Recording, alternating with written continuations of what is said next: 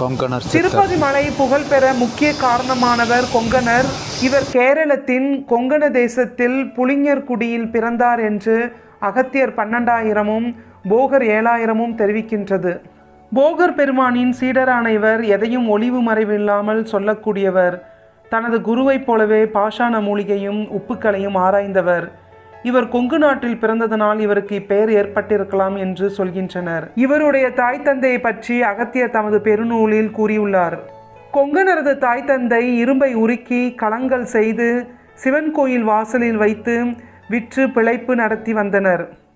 இவர்களுக்கு யோகிகளையும் ஞானிகளையும் பிடிக்கும். ஆதலால் அத்தகையவர்களுக்கு பணிவிடை செய்வதிலும் இயன்ற உதவிகளை செய்வதிலும் இன்பம் கண்டவர்கள். இவர்களின் புண்ணிய செயலின் காரணமாக கொங்கணருக்கு இளமை பருவத்திலேயே ஆன்மீகத்தில் நாட்டம் உண்டானது. இவர் சூரிய நட்சத்திர சாரத்தில் உதித்ததால் இயற்கையிலேயே சற்று முன்கோபம் உடையவர்.